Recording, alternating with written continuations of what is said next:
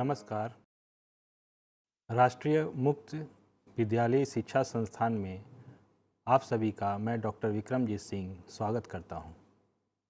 आज हम लोग कोर्स कोड 504 के अंतर्गत प्रारंभिक स्तर पर गणित शिक्षण हेतु संप्रत्यय मानचित्रण के प्रयोग के बारे में चर्चा करेंगे। सबसे पहले हम कुछ प्रश्नों को देखते हैं, जैसे कि किसी अवधारणा को समझने का मतलब क्या होता है। अर्थात जब हम किसी अवधारणा को समझते हैं, किसी विषय वस्तु को जानते हैं, किसी संप्रत्यय से अवगत हैं, तो इसका मतलब क्या होता है। क्या मतलब होता है जब हम यह कहते हैं कि मैंने यह समझा है।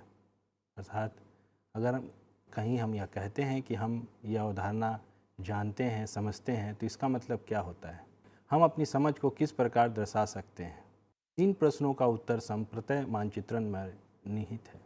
संप्रत्यय मानचित्रण किसी विषय वस्तु पर या किसी अवधारणा पर हमारी समझ को दर्शाने या उभारने का तरीका है। संप्रत्यय मानचित्रण दो या दो से अधिक विचारों के बीच के संबंध को भी दिखाता है। किसी वस्तु या संप्रत्यय को हमारे मस्तिष्क में किस प्रकार संरचना होती है, किस प्रकार हम उसे समझ रहे हैं, उसे वास्तविक रूप से दर्शाने का तरीका है। उदाहरण के लिए हम इस स्लाइड में देख सकते हैं कि गणित विषय के बारे में हमारे अंदर क्या अवधारणा है।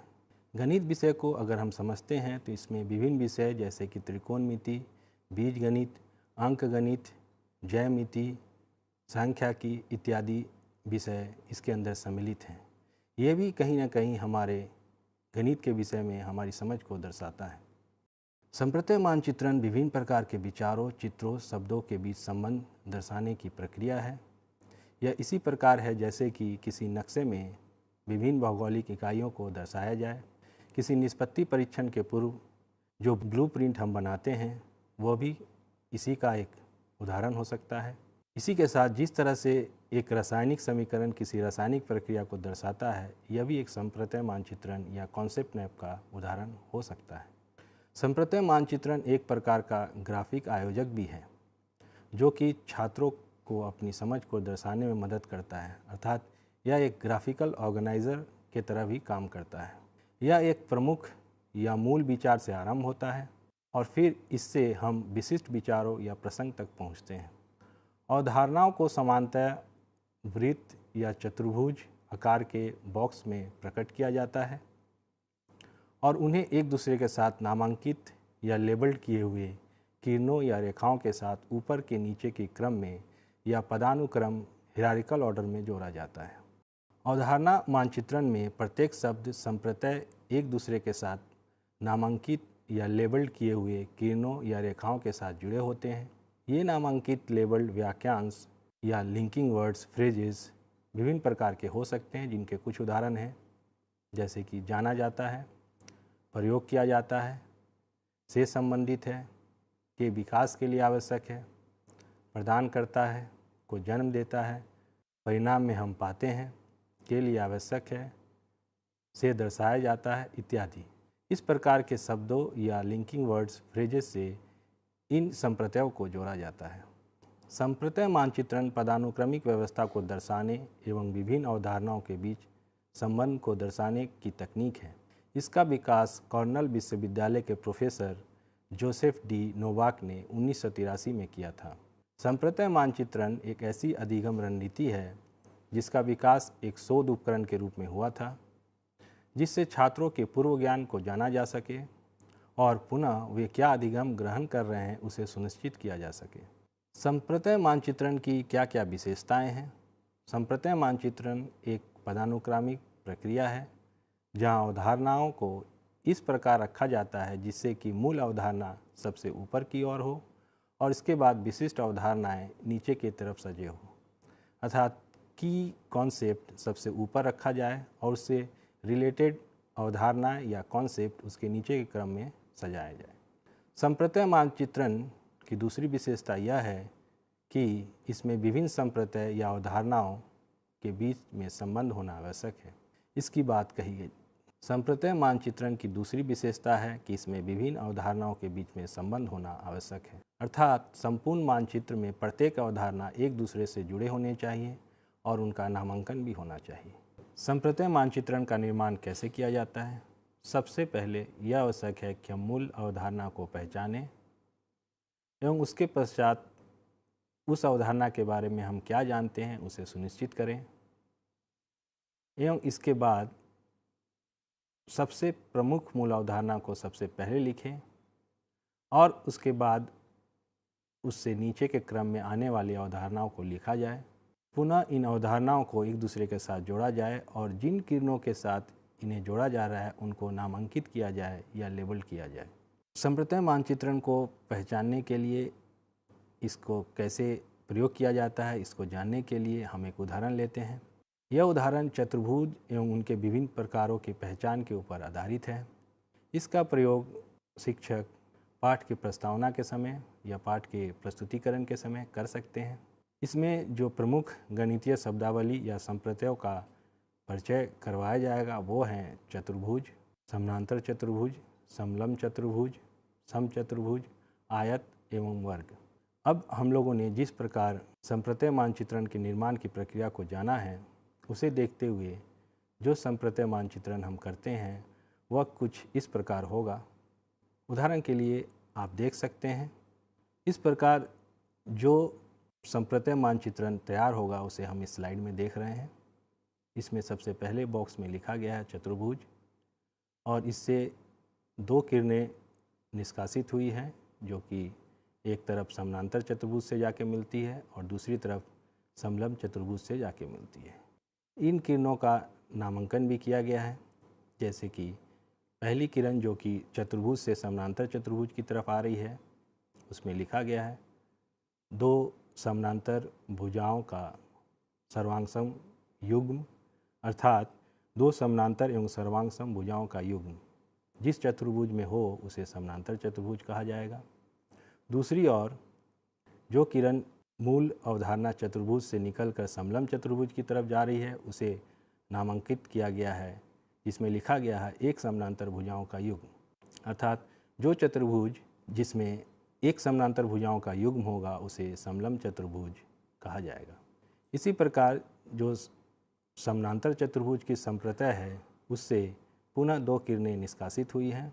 एक किरण संप्रत्यय समचतुर्भुज की तरफ जाती है और दूसरी किरण संप्रत्यय आयत की तरफ जा रही है।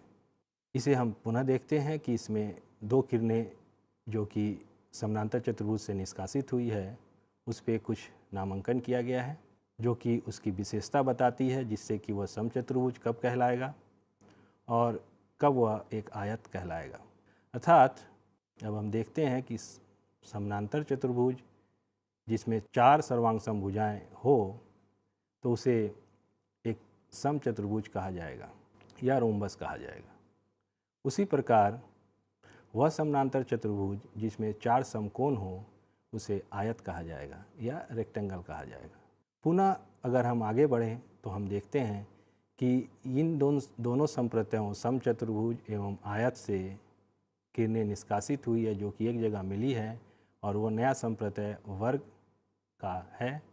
और इनमें क्या गुण जोड़ा जाए, अर्थात आयत और समचतुर्भुज में क्या गुण जोड़ा जाए जिससे कि वह वर्ग कहलाएगा, वो इन किरणों पे नामांकित किया गया है, जिसे आप देख सकते हैं।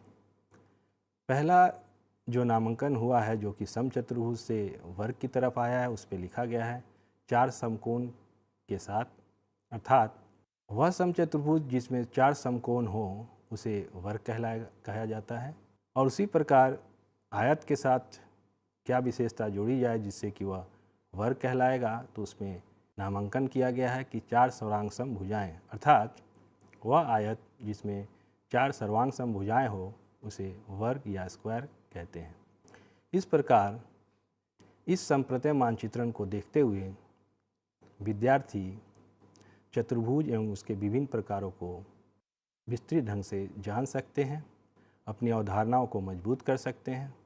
शिक्षक इसका उपयोग पाठ के आरंभ के समय भी कर सकता है अगर वो चतुर्भुज के ऊपर उसके विस्तार को, उसकी विशेषताओं को और विशिष्ट ढंग से समझाने की कोशिश कर रहा हो। इसके साथ वो अपने पाठ के विस्तार के समय भी इसका उपयोग कर सकता है, जिससे इन अवधारणाओं को वो और मजबूती के साथ छात्रों को समझा सके। और इसका उपयोग छात्रों के मूल्यांकन में भी किया जा सकता है। जब छात्र चतुर्भुज एवं उसके विभिन्न प्रकारों को समझाने की कोशिश करें या वे क्या जानते हैं चतुर्भुज व उनके विभिन्न प्रकारों के बारे में, तो वह भी इस प्रकार के संप्रत्यय मानचित्रण का निर्माण कर अपनी समझ को दर्शा सकते हैं। अब गणित के क्षेत्र में संप्रत्यय मानचित्रण का क्या क्या विभिन्न प्रयोग हो सकता है, हमने अपने पिछले स्लाइड में देखा कि इसका एक प्रयोग किस तरह से किया गया है एक उदाहरण के साथ। अर्थात संप्रत्यय मानचित्रण का प्रयोग गणित में प्रभावकारी अधिगम तकनीक के रूप में शिक्षक, छात्रों, शोधकर्ता इत्यादि के द्वारा किया जा सकता है। ये गणित के शिक्षण एवं अधिगम दोनों के लिए ही प्रयोग हो सकता है। इसे हमने अपने उदाहरण में भी देखा है। शिक्षक इसका प्रयोग कर सकते हैं अपने गणित शिक्षण में और साथ ही छात्रों के मूल्यांकन के लिए भी। अब हम इन बिंदुओं पर पुनः विस्तार से थोड़ी चर्चा करते हैं। शिक्षण प्रक्रिया में इसका क्या क्या उपयोग हो सकता है। शिक्षक संप्रत्यय मानचित्रण का प्रयोग प्रभावकारी शिक्षण के लिए कर सकते हैं। इसका उपयोग वे पाठ प्रस्तावना के समय कर सकते हैं। इसके साथ साथ वे पाठ के विस्तार के समय भी इसका प्रयोग कर सकते हैं। इसे हमने अपने पहले उदाहरण में देखा ही है। यह अधिगम के लिए आवश्यक शिक्षण सामग्रियों के चुनाव में भी मदद करता है। अर्थात जब हम संप्रत्यय मानचित्रण का निर्माण करते हैं तो इससे हमें यह पता चल सकता है कि हमारे अधिगम प्रक्रिया के लिए किन किन सामग्रियों की आवश्यकता हो सकती है और इस तरह से हम अपनी तैयारी पूरी करते हैं और जिससे कि छात्रों में अधिगम को सुनिश्चित किया जा सके। इसके द्वारा जटिल अवधारणाओं को आसानी से एवं व्यवस्थित ढंग से छात्रों तक पहुंचाया जा सकता है। अर्थात जो कॉम्प्लेक्स कॉन्सेप्ट हैं उन्हें छात्रों तक पूरी व्यवस्थित ढंग से या अरेंज्ड वे में उन्हें पहुंचाया जा सकता है या समझाया जा सकता है। इसके बाद यह छात्रों द्वारा अपने अधिगम को स्पष्टता के साथ सबके सामने रखने में मदद करता है। अर्थात छात्र इसका उपयोग करके वे अधिगम प्रक्रिया में कितना समझ रहे हैं उसे अपने सबके सामने रख सकते हैं। एक शिक्षक को अपने विषय की विशिष्ट उद्देश्यों को बनाने में मदद करता है। संप्रत्यय मानचित्रण अगर शिक्षक अपनी कक्षा के आरंभ में तैयार करे तो वो इसका उपयोग कर अपने पाठ्य योजना के विशिष्ट उद्देश्यों को भी बना सकते हैं और बेहतर ढंग से बना सकते हैं। यह शिक्षण प्रक्रिया में पाठ के सारांश को प्रस्तुत करने में भी मदद कर सकता है। कॉन्सेप्ट मैप या संप्रत्यय मानचित्रण का उपयोग पाठ के समरी या सारांश को प्रस्तुत करने में भी किया जा सकता है। इसके द्वारा शिक्षक काफ़ी सहजता के साथ, काफ़ी शीघ्रता के साथ बच्चों को अपने पाठ के सारांश को बेहतर ढंग से समझा पाएगा। अब हम देखते हैं कि संप्रत्यय मानचित्रण या कॉन्सेप्ट मैप का मूल्यांकन में क्या उपयोग हो सकता है। संप्रत्यय मानचित्रण का उपयोग छात्रों के मूल्यांकन के लिए भी हो सकता है। इसके द्वारा हम यह देख सकते हैं कि छात्रों ने विषय वस्तु को कितना समझा है। अर्थात जब वे संप्रत्यय मानचित्रण को बनाते हैं अधिगम प्रक्रिया के पूरा होने के पश्चात या अधिगम प्रक्रिया के आरंभ होने के पूर्व, अर्थात हम अगर पाठ आरंभ से पूर्व भी संप्रत्यय मानचित्रण बनाते हैं तो हम ये जान लेते हैं कि उस प्रकरण पर छात्र की कितनी पकड़ है, वो कितना उस अवधारणा से परिचित है। और पुनः जब हम पाठ को संचालित करते हैं और उसकी समाप्ति के पश्चात जब पुनः छात्रों को संप्रत्यय मानचित्रण का तैयार करने के लिए कहा जाता है तो इससे भी हम छात्रों का ज्ञान की समझ को परख सकते हैं। ये छात्रों की त्रुटियों को समझने में मदद करता है। अर्थात संप्रत्यय मानचित्रण को देख के हम यह समझ सकते हैं कि छात्र अवधारणा को, उस संप्रत्यय को समझने में कितना गलती कर रहे हैं, वे कहाँ नहीं समझ पा रहे हैं और किन किन जगह हमें पुनः विशिष्ट उदाहरणों को देने की ज़रूरत है, पुनः अधिगम कराने की आवश्यकता है। छात्रों की संप्रत्यय मानचित्रण में विभिन्न अवधारणाओं को देकर उन्हें यह कहा जा सकता है, अर्थात मूल्यांकन के समय छात्रों को संप्रत्यय मानचित्रण में विभिन्न अवधारणाओं को दिया जा सकता है और उनसे यह कहा जा सकता है कि इन अवधारणाओं को उचित ढंग से जोड़कर एक संप्रत्यय मानचित्रण तैयार करें। अर्थात उन्हें विभिन्न की टर्म्स या कॉन्सेप्ट दिया जाएगा और फिर उनसे यह कहा जा सकता है कि आप इन अवधारणाओं को जोड़ें जिससे कि आप अपने समझ को दर्शा सकें। इस प्रकार उनका मूल्यांकन किया जा सकता है। छात्रों को किसी प्रसंग को पढ़ाने के बाद उसमें वर्णित अवधारणाओं को संप्रत्यय मानचित्रण के द्वारा प्रस्तुत करने के लिए कहा जा सकता है। अर्थात जब शिक्षक किसी प्रसंग को समाप्त करते हैं, समझाते हैं बच्चों को, उसके पश्चात अगर उन्हें संप्रत्यय मानचित्रण को बनाने के लिए कहा जाए तो उन संप्रत्यय मानचित्रण के निर्माण के द्वारा हम यह देख सकते हैं कि बच्चे उस प्रसंग को कैसे या कितना बेहतर ढंग से समझ रहे हैं। छात्रों को अपूर्ण संप्रत्यय मानचित्रण प्रदान कर उसे पूर्ण करने के लिए भी कहा जा सकता है। अर्थात हम ऐसे कॉन्सेप्ट मैप उन्हें प्रदान कर सकते हैं जहाँ कुछ रिक्तियाँ हो या जहाँ कुछ रिक्त स्थान हो, जिनको कि हम छात्रों को पूछ सकते हैं कि इन रिक्त स्थानों में आप क्या लिखेंगे। ये रिक्त स्थान संप्रत्यय हो सकते हैं या लिंकिंग वर्ड्स या संबंध प्रकट करने वाले वाक्यांश हो सकते हैं। इन वाक्यांशों या संप्रत्ययों को लिखने के दौरान हम यह देख सकते हैं कि बच्चों ने उस प्रसंग को कितना बेहतर ढंग से समझा है।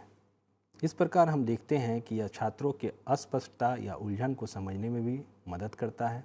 अर्थात जब हम संप्रत्यय मानचित्रण को देखते हैं तो हम यह जान सकते हैं कि बच्चे कहाँ उलझ रहे हैं, कहाँ मिसकंसेप्शंस हैं और कहाँ हमें और अधिगम कराने की आवश्यकता है। यह छात्रों के पूर्व ज्ञान को जांचने में भी मदद करता है। अर्थात जैसा कि मैंने पहले भी कहा है कि पाठ आरंभ के पूर्व अगर इसका प्रयोग किया जाए तो जो संप्रत्यय मानचित्रण बच्चे तैयार करेंगे उस प्रसंग से संबंधित, उसको देख के हमें यह पता चलेगा कि बच्चे उस प्रसंग के बारे में पहले से कितना जानते हैं और इस तरह से जो लर्निंग गैप हो उसे पूर्ण किया जा सकता है। शिक्षक अपने आप को उस तरह से तैयार करके बच्चे का अधिगम करा सकते हैं। छात्र इसका उपयोग कर किसी अवधारणा को स्पष्ट ढंग से समझने की कोशिश करते हैं। छात्र स्वतः भी संप्रत्यय मानचित्रण का तैयार करके किसी अवधारणा को वो कितना बेहतर ढंग से जान रहे हैं उसे भी समझने की कोशिश कर सकते हैं। अगर वो एक बहुत ही अच्छा संप्रत्यय मानचित्र तैयार करते हैं तो ये उनकी उस अवधारणा पर स्पष्टता दर्शाता है, उनकी समझ को स्पष्ट करता है। इसी प्रकार छात्र अगर अवधारणा मानचित्रण का सही निर्माण करते हैं तो उनके संज्ञानात्मक कौशल में वृद्धि होती है। अर्थात वे कितना अच्छा सोच सकते हैं, कितना अच्छा समझ सकते हैं, वे प्रकरणों को कितना अच्छी तरह से सीख रहे हैं, यह भी वो दर्शा सकते हैं। तो विद्यार्थियों, आज हम लोगों ने प्रारंभिक स्तर पर संप्रत्यय मानचित्रण का किस प्रकार उपयोग किया जाए इसको जाना है। किस प्रकार इसका उपयोग कर बच्चों को अच्छी तरह से अधिगम कराया जा सकता है, किस प्रकार कॉन्सेप्ट मैप बच्चों के अधिगम में प्रयोग किया जा सकता है, उसके चरण क्या क्या हैं, इन सबों को भी जाना है। साथ ही हमने गणित में इसके एक उदाहरण को लेके यह जानने की कोशिश की है कि इसका निर्माण कैसे किया जाएगा। आशा है आपने इस प्रकरण को बेहतर ढंग से समझा होगा और आगे चलकर इसका प्रयोग आप अपने पाठ योजना के लिए, पाठ के संचालन के लिए और छात्रों के मूल्यांकन के लिए इसका उपयोग बेहतर ढंग से कर पाएंगे। धन्यवाद।